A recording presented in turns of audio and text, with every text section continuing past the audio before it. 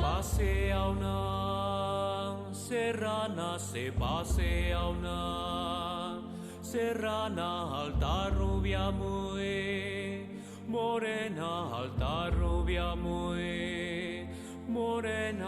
Con su escopetita al hombro, con su escopetita.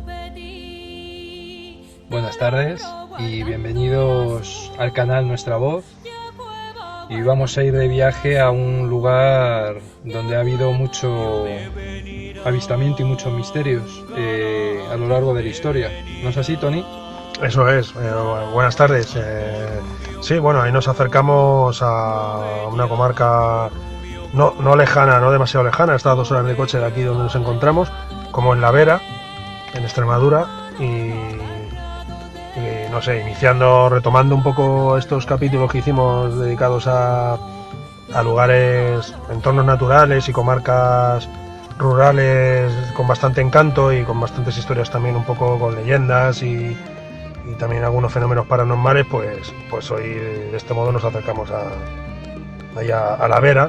En concreto vamos a hablar un poquito así en general, pero sobre todo de un pueblo como es Garganta la Olla, uno de los pueblos más conocidos de esta comarca y de los más pintorescos.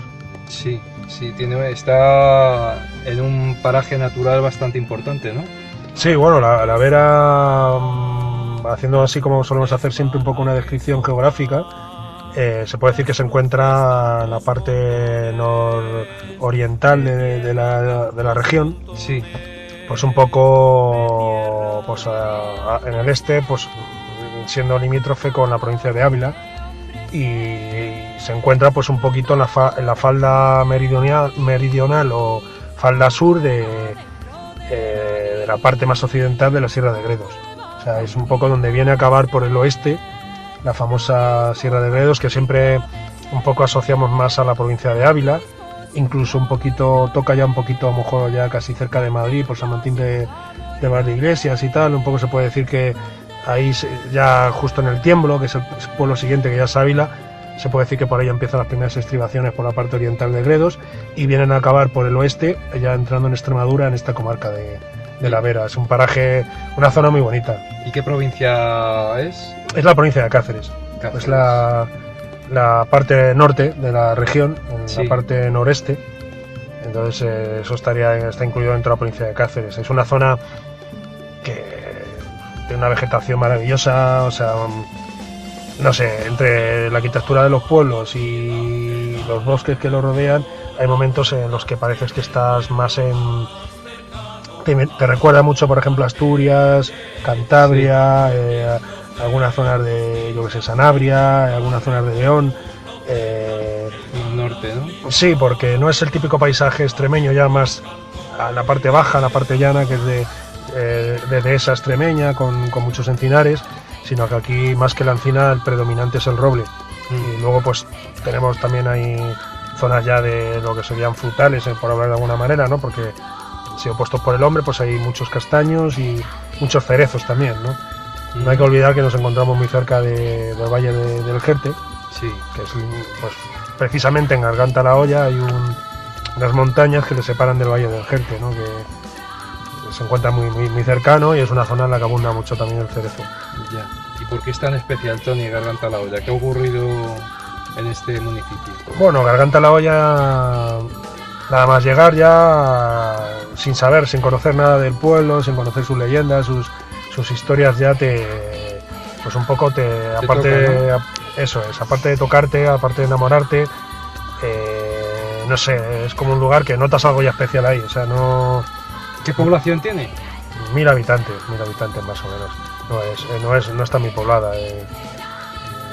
pero vamos, describiéndote lo que te comento, no es algo que notes tú, yo por lo menos no lo he notado así a nivel telúrico, en plan de notar algo especial, pero sí notas ahí que que simplemente la ubicación del pueblo, que como dice su nombre, Garganta la Olla, bueno, es un valle en el que nacen un montón de riachuelos, o hay un montón de desfiladeros y gargantas, habiendo una que es la principal, la Garganta Mayor, es como una especie de olla, que es de donde toma su sobrenombre, porque está prácticamente metido como en un valle circundante ahí en forma de círculo, que le rodea por 3 de sus 4 puntos cardinales, y únicamente hacia el sur, hacia la zona de Jaraíz de la Vera, que es otro pueblo allí de la comarca más importante, es un poco la única salida que tiene. O sea, por el resto está cerrado, totalmente encajonado en una olla de montañas. Sí. ¿Y qué nos puedes contar, Tony, de este pueblo? Bueno, pues si quieres, antes de entrar a lo mejor a contar alguna de sus leyendas y sucesos paranormales, algunos de ellos muy recientes, tanto que son del siglo XX, pues tenemos que decir que es uno de los, no sé cuántos serán en concreto, pero está dentro de un grupo de pueblos dentro de la comarca de la Vera, en los que se consideran pueblos monumentales, o sea, que han recibido la categoría, no recuerdo ahora mismo cuál es el calificativo exacto, ¿no?, de pueblo, pero es uno de los pueblos monumentales de la comarca, ¿no? Y con esto ya pues te pones sobre la pista de que conserva unas importantes muestras de arquitectura popular, y que es una zona en la que, por eso también te digo, no solo por el paisaje, sino por la arquitectura, recuerda bastante también a zonas más norteñas, en el sentido de los elementos constructivos. No son las típicas casas que se ven ya en la llanura extremeña, ya como más blancas, más de otros materiales, más un poco, por llamarle entre comillas, más andaluces, como más sin que Extremadura, que nadie se me enfade, quiera decir que sea Andalucía o que sea parecido a Andalucía, sino porque tiene su propia esencia, ¿no?, que diferencia de las regiones que le rodean, pero estamos en una zona que se diferencia un poco al resto de pueblos de Extremadura, ¿no? Y se utiliza mucho las vigas de maderas en las fachadas cruzadas y tal, que tiene una judería, los restos de una judería muy importante, que es conocido como Barrio de la Huerta, que es un pueblo que tiene mucho embrujo, te embauca porque paseas por sus calles solitarias y ya sea durante el día o sobre todo por la noche, como pudimos comprobar hace menos de 2 semanas, que estuvimos ahí de visita, mi pareja y yo, y no sé, es como que viajas en el tiempo, o sea, entras por sus calles, es un poco repetitivo, porque es lo que suele pasar en todas las ciudades o pueblos monumentales, ¿no?, con cascos antiguos bien conservados, pero no sé, no todos te dicen lo mismo, ¿no? Y este en concreto tiene mucha magia. Eso es un pueblo mucho más pequeño y una judería muchísimo más pequeña que la de Herbás, que es otro pueblo cacereño que no está lejos, en la comarca del Valle de Ambrot, pero en cierto modo he visitado varias veces Herbás y me recordaba un poco la cercana judería de Herbás, ¿no?, que es la mejor conservada de España, desde ese punto de vista la más importante, ¿no? Y tiene un poquito ese embrujo que parece que te hace viajar, que te fluyen, miras una casa a lo mejor ya cerrada y fluye por tu imaginación, o intentas imaginar quién vivía allí o cuántas generaciones han vivido ahí. Y luego otras casas las ves habitadas y te parece mentira que gente hoy en día con todo por los artilugios que tenemos hoy en día, con neveras, con televisiones y demás, estén viviendo en una casa que ha sido ocupada durante siglos, ¿no? O sea, con las distintas reformas que hayan tenido, ¿no? O sea, la verdad que es un pueblo que, junto con otros de la comarca también, que nos gustaron mucho, pero en concreto de Garganta la Olla, que es donde estuvimos alojados, además es un pueblo que nos enamoró. Bueno, ya para terminar con este repaso de la arquitectura popular del pueblo, podemos decir que tiene un par de casas bastante nombradas o conocidas dentro del pueblo, ¿no? Que una de ellas es una casa antigua del siglo XVI, que es la Casa de las Muñecas, la conocida como Casa de las Muñecas, que es una casa que está la fachada pintada de azul. Sí. Y tiene en el arco, en la parte izquierda de la puerta, tiene esculpido en piedra una figura femenina, y entre el color de la fachada que he ido conservando, por lo visto la han mantenido por tradición, porque era el color que tenía originariamente, y esa figura, pues han deducido que eso era un lupanar, o sea, hablando claro, un puticlub de la época, ¿no? Un prostíbulo. Un prostíbulo, vamos, sí, un puticlub de hoy en día. y se dice que en época, cuando en el cercano, que está a 5 kilómetros de este pueblo, el monasterio de Yuste, donde se retiró Carlos V, ¿no? a pasar los últimos momentos, el último año y pico, 2 años me parece, de su vida, pues se habla de que los soldados de Carlos V pues venían a este lupanar, a este prostíbulo, ¿no? Incluso la persona guía de una chica de la oficina de turismo del pueblo nos decía que también se cuenta, claro, esto evidentemente no se sabe, se cuenta que el propio Carlos V también acudía aquí, ¿no? a este lugar, ¿no? Y esta sería una casa, y la otra, que es una muestra de arquitectura popular impresionante, sería la Casa de la Peña. La Casa de la Peña, muy cerca de la judería. Yo creo que, bueno, yo diría que está dentro de la judería. Es una casa de la cual asoma un balcón de madera, como otros tantos que hay en este pueblo, pero no tiene ningún soporte, nada más que en el medio podemos decir, un pilar de madera, que es un tronco de árbol ahí puesto vertical, y otros 2 un poco más oblicuos, uniéndose en la parte baja los 3 sobre una peña que hay ahí, justo en mitad de la calle. Entonces yo recomiendo a los oyentes o escuchantes que si quieren ver cómo es la casa, porque llama bastante la atención, pueden buscando en un buscador en internet, poniendo Casa de la Peña, Garganta la Olla, o Casa de la Peña a secas, igual también te aparece, podrán ver fotos de esta casa, ¿no? Porque llama bastante la atención. Sí. Y ya si quieres nos metemos en faena, ¿no? Con temas, leyendas y sí, sucesos paranormales y tal, ¿no? Sí. Bueno, yo para ser honestos, quiero empezar diciendo que mucha de la información que voy a aportar hoy aquí en este vídeo, en este audio, lo he extraído de un programa radiofónico, oyendo su podcast, que es un programa que creo que se emite en una radio local de Málaga, y yo, a través del famoso portal de audios iVoox.com, pues he tenido acceso a este audio, y el programa se llama Límites de la Realidad. Y estos chavales, por lo visto, en 2011, ya hace 5 años, también estuvieron visitando Garganta la Olla, y fueron un poco, no en plan turista como he ido yo o fuimos nosotros, sino un poco más, fueron un poco a hacer un trabajo investigador, ¿no? Para su programa, ¿no? Y se trajeron del pueblo bastantes historias, algunas muy conocidas, que yo ya conocía, como la famosa leyenda de la Serrana de la Vera, que si quieres luego ya te paso a relatar. Sí. Y algunas más que la verdad que son muy, muy interesantes, y en ellas se van a encontrar elementos similares a otras leyendas de otros lugares, incluso enlazando con antiguas mitologías. Pues nada, empiezo si quieres por empezando por las leyendas más antiguas. Pues se puede decir que todos los pueblos tienen siempre a lo que se conoce como la mujer encantada, o la encantá, como se llama en algunos pueblos. En el mío en concreto, que también es un pueblo extremeño, pero de la provincia de Badajoz, hay una fuente que es la fuente de la encantá, ¿no? Pues aquí también tiene su encantá, ¿no?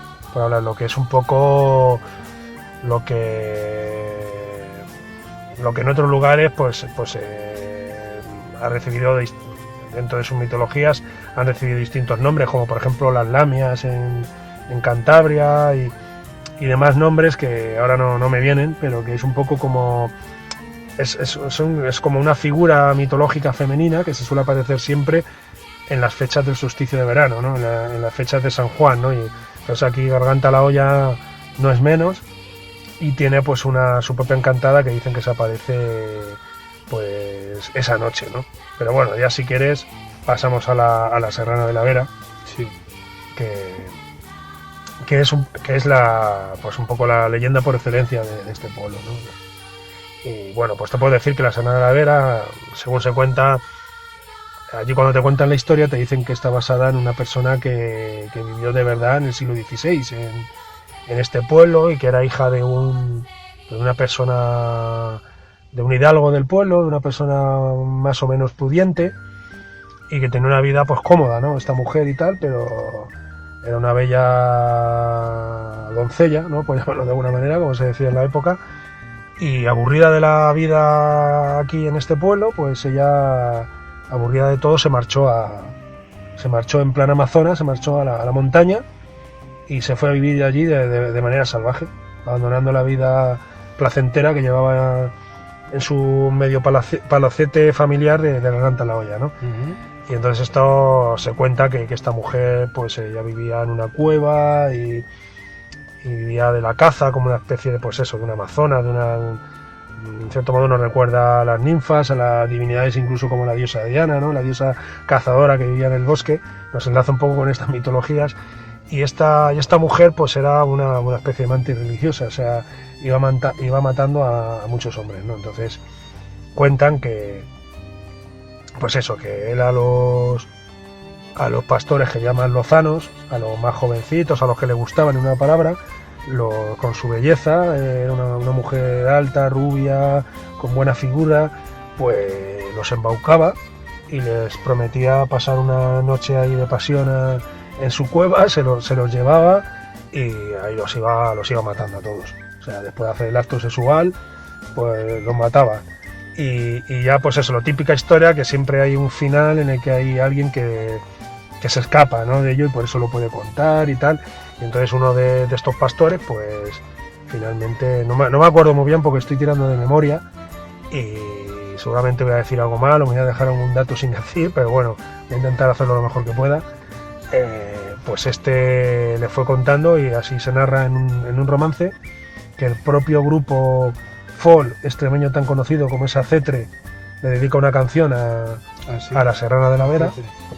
Y que aquí recomiendo que veáis esa canción, es muy bonita y recoge el romance que hay, que allí en el mismo pueblo de Garganta de la Olla hay una carretera que va al monasterio de Yuste, que va bordeando, haciendo como una herradura, bordeando toda esta olla donde está Garganta la Olla, y justo ya es una parte bastante alta, hay una especie de mirador muy bonito para contemplar el valle y el pueblo, y ahí hay una escultura dedicada a la Serrana de la Vera, ¿no? Se puede contemplar ahí la Serrana de la Vera, ¿no? Pues en este mismo lugar donde está la escultura viene recogida una inscripción ahí, como un cartel con el texto del romance, ¿no? Y en el romance cuenta como que a este hombre pues le va diciendo que coma, que beba, y que ahí tiene las calaveras de todos los que han pasado antes que él, y que beba sobre la calavera de un antiguo pastor, de un muerto que ya ha pasado por ahí, que beba, que su calavera seguramente servirá para que luego beba otro más adelante, ¿no? Le cuenta, ¿no? Entonces todo esto se lo cuenta cuando él ya anda un poco borrachillo, pero aún así los dos se quedan dormidos después de hacer el acto sexual, por lo visto. No sé si la historia se la contó después de hacer el acto sexual, porque yo creo que difícilmente se lo hubiera hecho sabiendo que te puede matar ahí, ¿no? Y entonces él más o menos recobra un poco la conciencia, se la encuentra dormida y escapa de la cueva. Ella despierta y como un monstruo salvaje empieza a pegar brincos por las piedras, coge una piedra de tonelada y media, te cuenta el romance, o de un peso acojonante, no me acuerdo si era esta medida que te digo, pero de un peso impresionante, y se la lanza con una honda, pero no le da y finalmente puede escapar, y cuenta la historia de esta mujer. Lo que no sé es el final de esta mujer, si la dan caza, si no la dan caza, pero aquí lo importante que hay no es la verosimilitud que se dice que hay detrás, evidentemente es un hecho fantástico, sino y no me creo yo, desde mi punto de vista, que sea tan reciente como el siglo XVI, porque es que reúne un montón de elementos que enlazan con otras leyendas muy parecidas dentro de la cultura austur-leonesa, incluido dentro de las mitologías indoeuropeas, como los casos que me he mencionado, de las amazonas, de las ninfas, de la propia diosa Diana, que estaba escondida en el bosque y ningún hombre le podía sorprender. No sé, es como es un suceso que se repite en muchas mitologías. Entonces yo creo que esto es mucho más antiguo. Lo que pasa que en un momento determinado, pues igual la leyenda tomó una forma que es la que llega a nuestros días. Incluso se le ha querido otorgar una base real, identificándolo con una mujer del pueblo del siglo XVI, ¿no? Con la mujer que hemos dicho. Pero esta es un poquito la historia más conocida. Luego hay otra, Tony, el chivo fantasma, ¿no? Sí, esto ya, bueno, antes de... así más antigua también se habla de los duendes, de que se aparecen seres pues como de 40 centímetros de altura por los bosques, por las noches, que esto ya se repite en muchos otros pueblos también, eso forma parte también de muchas mitologías locales, ¿no? Y son verdes y muy brillantes, ¿no? Eso es, sí, verdes muy brillantes y que cuando los descubres huyen rápidamente, patas. A 4 patas y haciendo pues... haciendo zigzag. Eso es, no va en línea recta, una liebre. ¿no? Eso es, entonces... Esto es un poco por las leyendas más antiguas, entonces ya si quieres sí pasamos a la que me has comentado del chivo fantasma, que no se le pone fecha, pero ya es posterior, ya son historias supuestamente, evidentemente esto pues son cosas que son difíciles de creer, pero no sé, no dejan de ser interesantes porque en cierto modo a lo mejor son vivencias mal interpretadas o sucesos paranormales, ¿por qué no? Que ante el asombro del momento pues te hace ver a lo mejor algo distinto y que incluso cuando se ha ido contando pues han ido exagerando, ¿no? Entonces en este caso el chivo fantasma cuenta como que un pastor volvía al pueblo a Ganta-la-Olla y volviendo pues que casi siempre ya es a la caída de la tarde, de la noche, lo cual le toca mayor misterio, pues algo que casi nosotros hemos podido comprobar porque mi novia y yo pues fuimos andando, que hicimos uno de los días, fuimos andando desde el pueblo para hacer una ruta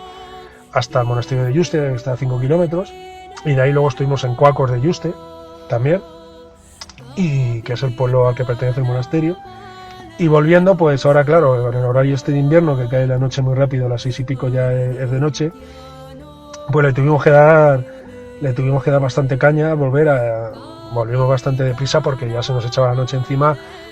Y para 2 personas de ciudad, como somos mi novia y yo, pues siempre produce un poquito de respeto verte en mitad del bosque, camino del Ganta-la-Olla, y eso que no conocíamos todas estas historias, ¿eh? Ya. O sea, llegamos a conocer, ya ni te cuento, porque precisamente fue esa misma noche, en el hotel ahí de Ganta-la-Olla, donde sacaste la información. Sí, ¿no? Donde escuchamos este programa. Fíjate, allí por curiosidad nos emitimos en iVoox y quisimos buscar alguna mención en este podcast en este buscador de podcast sobre Ganta-la-Olla, y encontramos este programa hablando de todas estas leyendas y sucesos, de los cuales yo el único que conocía era el de la Serrana de la Vera, evidentemente.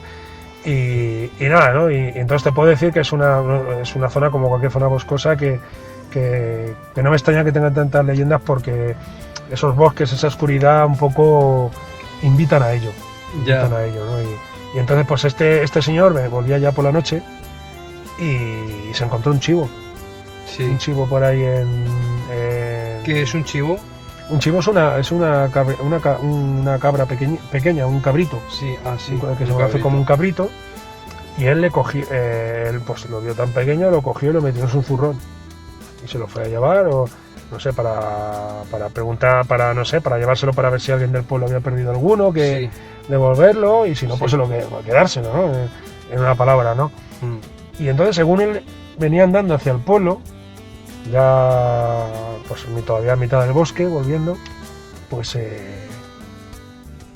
empezó a notar que el zurrón le iba pesando cada vez más, y de repente ya miró de refilón y vio que las patas salían ya del zurrón y que se iba haciendo cada vez más grande. Entonces ya dijo, ¿esto qué está pasando aquí, no? Soltó el zurrón y vio a la cabra que se salió y le pudo contemplar o sea, él se le representó como una imagen, la típica imagen que él tenía idealizada del demonio, el auténtico demonio. Entonces soltó el zurrón, soltó la cabra y el hombre echó a correr y no miró para atrás y no quiso volver a saber nada de esa historia. Eso se cuenta, ¿no? Evidentemente, vuelvo a repetir, estamos hablando de sucesos que puedan parecer un poco fantásticos, porque en cierto modo lo son, pero que forman parte de la tradición oral de este pueblo, ¿no? La gente se lo cuentan unos a otros, ¿no? Y ya si quieres, Tony, pues entramos a hablar de sucesos mucho más recientes de los que hemos comentado ya del siglo XX, ¿no? El ángel anunciador es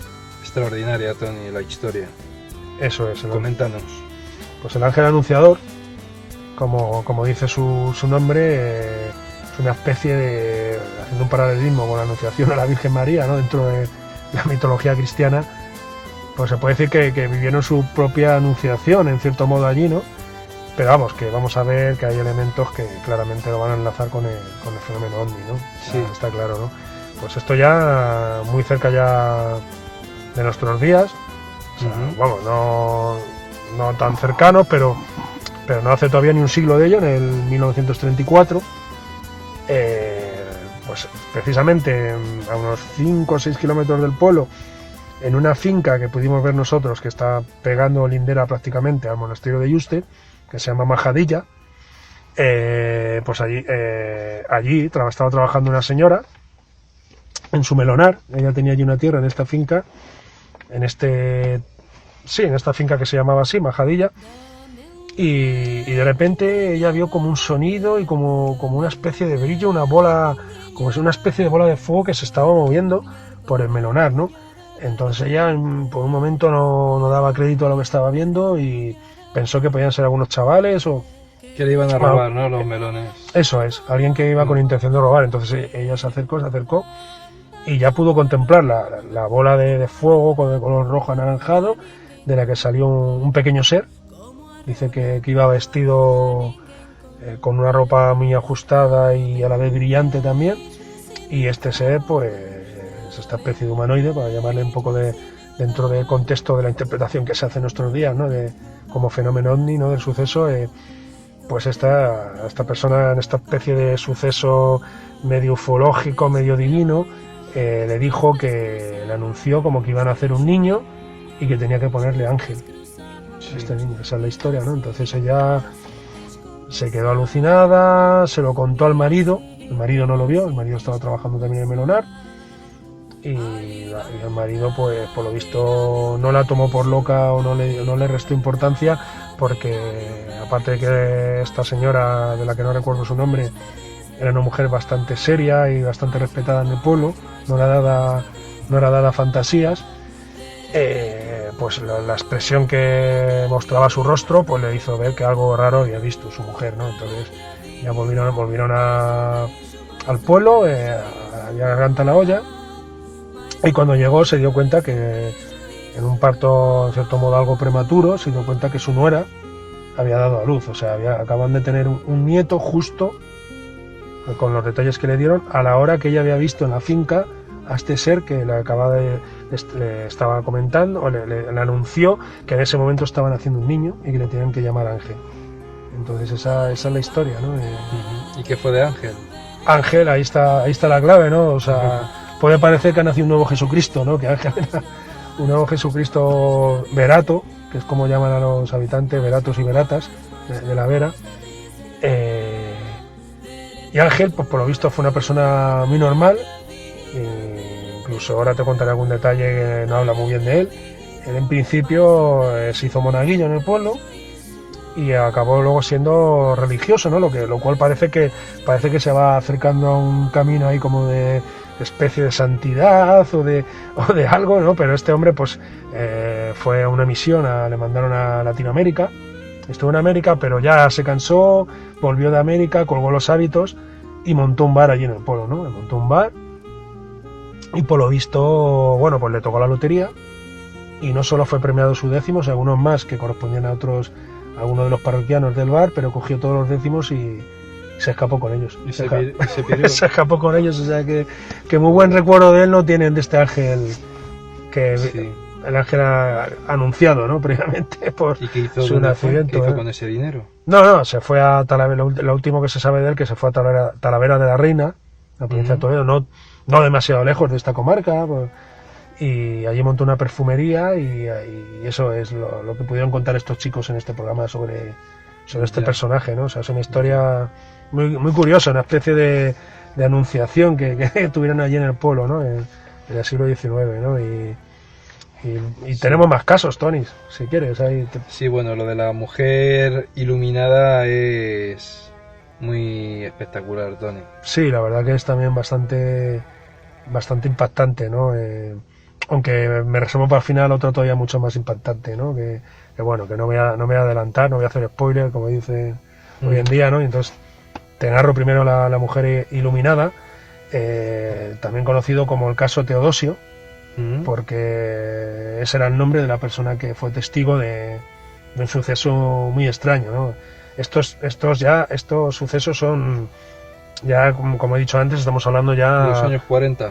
No sé, este en concreto ya no sé qué años eran, si los 40, pero vamos, en el siglo XX. Sí. O sea, el anterior sí tiene fecha, que fue el año 34, en plena Segunda República, un poquito antes de la Guerra Civil Española. Y este, yo no sé si ya fue ya en la época de posguerra, creo que ya sí, que por eso en los años 40, por ahí, pero no tengo el año, ¿no? Este caso es un hombre del pueblo que volvía de recoger castañas de su castañar, que estaba también en las afueras del pueblo. Siempre todas las historias normalmente ocurren a las afueras, ¿no? En esos parajes tan oscuros por la noche, ¿no? Y él, según volvía montado en su mula, delante, en el camino de delante, veía como una especie de figura de una mujer que iba caminando también volviendo hacia el pueblo, y evidentemente le estaba dando la espalda a él porque iba adelante. Entonces dice que ya de entrada le pareció raro porque tenía como un brillo también, un color verde muy brillante, muy raro, ¿no? Pero bueno, él de entrada no vio mayor problema, y entonces empezó a acelerar con su mula para ver si daba alcance a la señora y saludarla, porque imaginaba que la iba a conocer, ¿no? Porque si era del pueblo la iba a conocer. Y según aceleraba con la mula, esta señora aceleraba también. O sea, algo forma de acercarse a ella. Sí, eso es. O sea, era algo muy extraño. Y ya la historia, creo que no sé si él aceleró un poco más, acercó más o algo, o él ya empezó a sentir miedo, y manteniéndose a la misma distancia, creo que lanzó como una especie de voz como de saludo, como para un poco liberarse de ese temor que le estaba entrando, y le dijo: vaya usted con Dios, que era uno de los antiguos saludos que se hacía antiguamente. Sí. Y fue decir estas palabras, y como si fueran mágicas, desapareció la figura. ¿Desapareció la figura? Sí. Esto es una historia tan reciente que estos chicos creo que la recabaron de uno de sus hijos. ¿Sabes? De este señor, ya un hombre ya bastante mayor, porque este señor ya habrá muerto, claro, evidentemente, y su hijo ya bastante mayor, pero todavía vivo, por lo menos en el año 2011.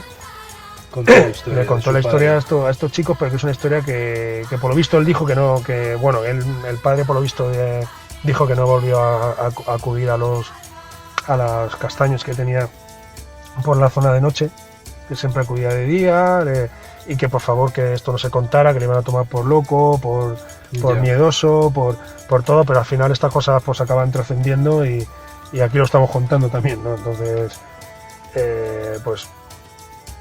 son historias bastante alucinantes que en cierto modo nos recuerdan un poco a las Urdes, ¿no? Donde la famosa investigadora que lleva la famosa página Extremadura Secreta, famoso blog, es en el diario Hoy, que es de ámbito local, pero a través de sus colaboraciones en programas como La Escuela de la Brújula, en colaboraciones con Iker Jiménez, se ha dado mucho a conocer que es Israel J. Espino. Pues hay una frase que me gustó a mí mucho una vez que le oí decir a Israel, que decía que en las Urdes era uno de los únicos lugares pues no sé si de España o del mundo, donde no se aparecía la Virgen, sino que el que se aparecía era el demonio. Pues yo casi que lo puedo extrapolar también a este pueblo, a Garganta la Olla, porque con todos los casos que estamos contando, quitándolo de un poquito así con un tema más a priori, más divino en cuanto benigno, por decirlo de alguna manera, como lo del ángel anunciador, quitando ese caso, el resto son casos un poco muy tenebrosos, demoníacos, y podemos decir que, como ocurre en las Urdes, tal y como dice Israel J. Espino, pues aquí en Garganta la Olla también tenemos un caso similar. Aquí el que se aparece normalmente es el demonio, y es el caso que te quiero contar ahora, Tony. El de José Pancho es muy interesante, Tony. Cuéntanos, porque fue 10 años después del primero, ¿no? Sí, de la mujer iluminada. En el que siguió la señora, ¿no? Pues sí. José Pancho, también pues estamos hablando también en pleno siglo XX, ya en los años 50 quizás, y los otros fueron los 40, pero no estoy seguro. era un pastor de la zona, que había días que no volvía al pueblo, a su casa, se quedaba a lo mejor con las cabras en una cabaña que tenía en mitad del monte, y entonces una de las noches que allí se quedó, salió un poquito a tomar el aire de la cabaña, pues ya había caído la noche, y sintió unos ruidos extraños en los alrededores, que no son los ruidos a lo mejor más típicos, que la gente de campo los conocen, saben si eso puede ser un jabalí, unos sonidos ahí como chirriantes, un poco extraños, ¿no? Entonces él se quedó ahí un poco parado, vio que no aparecía nadie, no le dio ya mayor importancia y se metió a la cabaña, ¿no? Entonces se metió a la cabaña y al poco de meterse, pues oyó cómo golpeaban así suavemente a la puerta, ¿no? Y nada, pues él abrió la puerta y apareció pues una señora así un poquito extraña, muy tapada, que él interpretó que podía ser una monja. Entonces esta señora entró y le dijo: pase usted, ¿de dónde viene? La señora no contestaba, por lo visto. Pero bueno, digo, pase usted, que debe estar cansada, se viene caminando a estas horas y caliéntese aquí un poco, ya le saco yo algo caliente para que coma usted algo, ¿no? Y nada, pues la señora se sentó a la mesa y todo fue transcurriendo tan normal hasta que él se sentó con ella, la señora no hablaba, este señor José Pancho se ve que era charlatán y él le contaba cosas y tal a la señora, hasta que ya vio que en el fuego pues necesitaba más leña y se agachó a la zona donde tenía acumulada leña, y al agacharse miró hacia la señora y pudo ver como la falda no le cubría toda la pierna, y al mirar por debajo de la falda pudo ver que no tenía piernas sino patas de cabra. Entonces fue tal el horror y el susto que se llevó, que metió un grito de tal modo que este sujeto, lo que fuera, se asustó, salió de la casa por la puerta y empujando la puerta y de manera precipitada, y pudo oír en la lejanía cómo se iba por la montaña, con el típico sonido de los cascos, como suena cuando van corriendo las cabras, sí, con el golpeo de las pezuñas en la roca. Sí. O sea, que dice que era un sonido más espantoso, porque sonaba a mayor volumen de lo normal, ¿no? Y entonces, esto es un suceso, Tony, que podemos repetir a cualquier persona muy incrédula en estas cosas. Evidentemente puede parecer totalmente fantástico, no decimos que no lo sea, pero es algo que llama la atención porque son personas que lo han contado gente que han estado vivas hasta hace nada, ¿no? Y esto nos hace ver que hay lugares de este tipo en los que cualquier suceso extraño, malinterpretado quizás, que no quiero tampoco restarle verosimilitud, todavía la interpretación o la forma en la que ellos lo veían era como un poco las interpretaciones que se han dado durante milenios. Es como que han sido los últimos lugares que han conservado esa forma de interpretar este tipo de sucesos, ¿no? Tiene una gran riqueza antropológica desde ese punto de vista, porque hoy en día ya niños que haya en este pueblo ya nadie lo va a vivir así. O sea, estas historias, evidentemente, la leyenda de la Serrana de la Vera y demás, no se van a perder, ahí están registradas, pero cualquier fenómeno extraño que pudiera ocurrir ya nadie lo va a interpretar así. Es como que ha muerto una forma de ver la vida y el universo que ha estado viva durante milenios, se puede decir. Es un poco pues el final de las historias que he podido recopilar sobre Garganta la Olla. Muy interesante, Tony, lo que nos has contado. Y a mí me ha llamado mucho la atención el caso del ángel anunciador. Es el que más me ha gustado. Sí, pero yo creo que se puede aproximar más a lo que conocemos un poquito como fenómeno ovni, ¿no? A pesar sí, del mensaje que le comentó, es un poquito lo que más se asemeja a algo. Es una fenomenología ovni que una aparición mariana, o una aparición en este caso de entidades menos benignas. Sí, en este caso pues la verdad que sí, a mí también me han llamado mucho la atención todas, ¿no? Porque sobre todo las historias un poco más demoníacas, ¿no? Con el demonio o sucesos, pues personajes similares. Me han recordado mucho a todas las historias que he oído más urdanas, que es una comarca que conozco mucho más, pese que está más lejana que La Vera, ¿no? De aquí donde nos encontramos. Y incluso, por ejemplo, la Serrana de La Vera me recuerda un poquito a la que se conoce, es una historia parecida, que también es una devora hombres, la que se conoce como la Chancalaera en las Urdes, ¿no? Que es un personaje conocido con ese nombre, que hay incluso en el carnaval urdano hay algunas mujeres que se disfrazan recrean ese personaje de la mitología urdana y se disfrazan de Chancalaera, ¿no? Pues un poquito me han interesado todas, ¿no? Ese aspecto también demoníaco y mitológico, pero sí es verdad que el ángel anunciador sería, bueno, desde ese punto de vista, no sé si lo he comentado, ese caso fue recogido además por un investigador de fenómeno ovni como es JJ Benítez. Ah, sí. JJ Benítez, no recuerdo si lo he comentado en el programa, pero creo que no. Sí. Pero incluso este señor se hizo eco de este suceso, ¿no? Sí, qué curioso, Tony, que en tantos y tantos lugares con una naturaleza despampanante se den este tipo de fenomenologías, ¿no?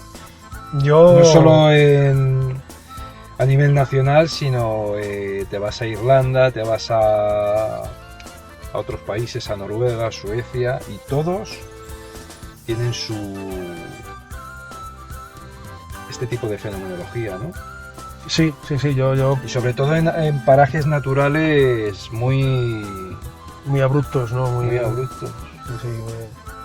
Sí, no, la verdad que sí, yo creo que es el propio poder de la naturaleza, ¿no? Es un poco que, no sé, es como que hoy en día vivimos en la mayoría de las personas, no todos, por fortuna para los que no viven en un mundo tan artificial como el nuestro, pues vivimos un poco con, no sé, luz artificial por las noches, en un ecosistema muy domesticado, ¿no? Entonces es en este tipo de parajes donde todavía hay esa conexión con lo ancestral, con lo atávico que llevamos dentro, ¿no? Cuando vivíamos en épocas en las que el ser humano, la lucha por la vida diaria, había aspectos muy positivos y muy envidiables que hoy en día hemos perdido, ¿no? Como ese contacto tan directo con la naturaleza, esa vida más sencilla, ¿no?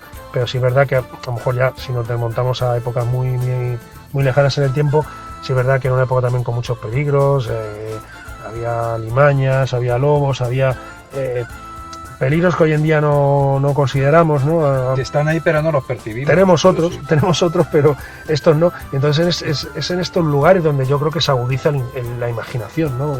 Donde se te aviva ese... Sí, pero cuando el río suena, Tony... Sí, yo no digo... Sí, ¿no? En ese punto de vista... Y otra cosa muy curiosa... No digo que no sean reales, ¿eh? Otra cosa muy curiosa es, no sé, el miedo que tenían estas gentes en no contarlo por si los tachaban de locos, ¿no?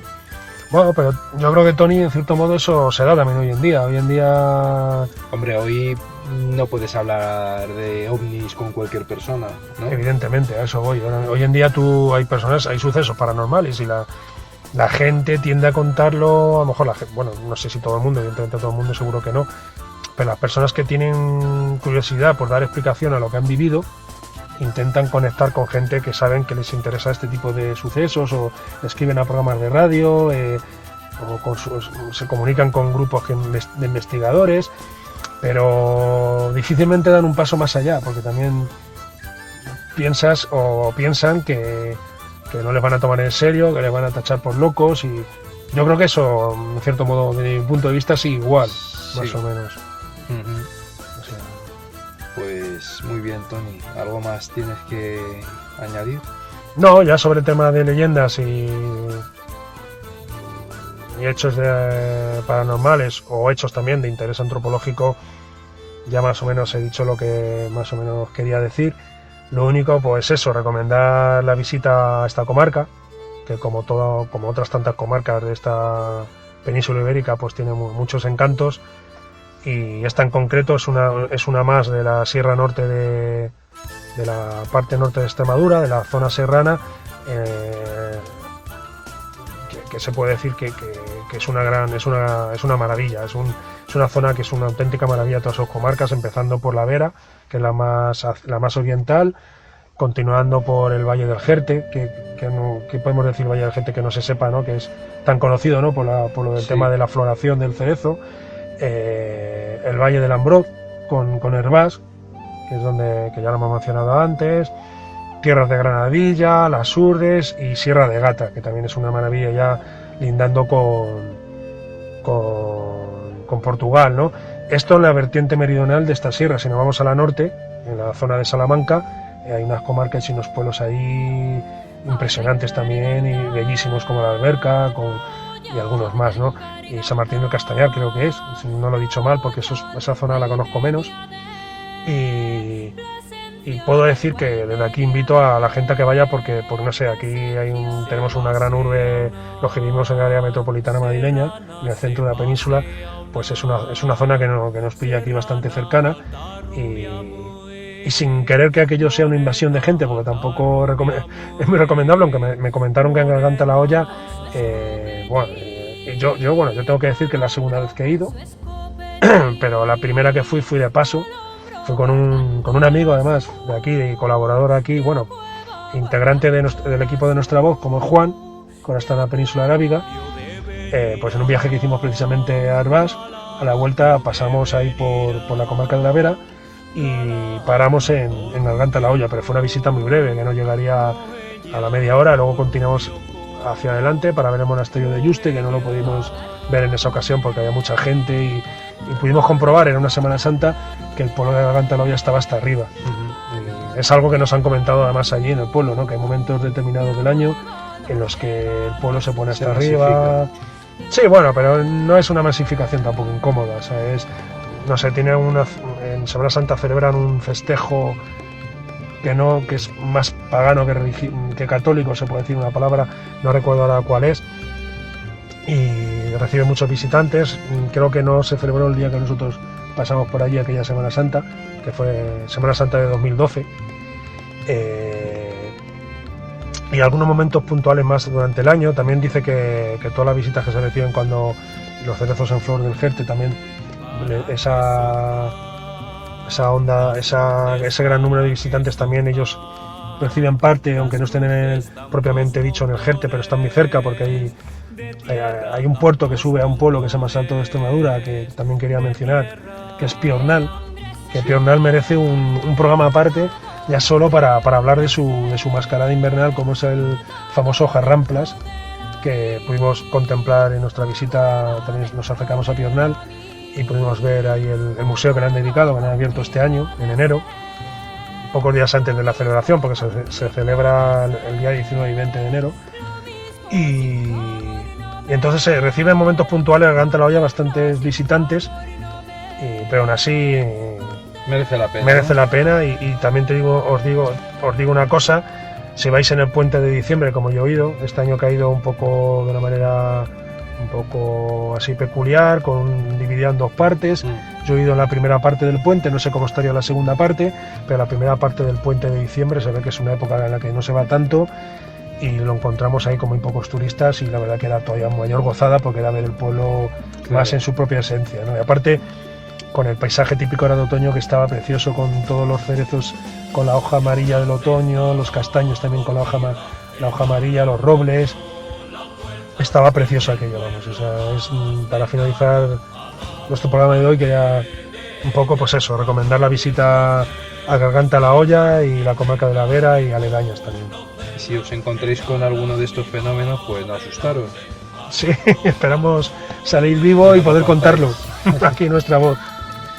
Muy bien, Tony. Pues muchas gracias por contarnos y compartir con nosotros. No hay de qué, amigo Tony. Y nada, un saludo también. Historias. Un saludo para ti, otro también para los escuchantes, y hasta un próximo programa de Nuestra Voz. Hasta otra. Adiós.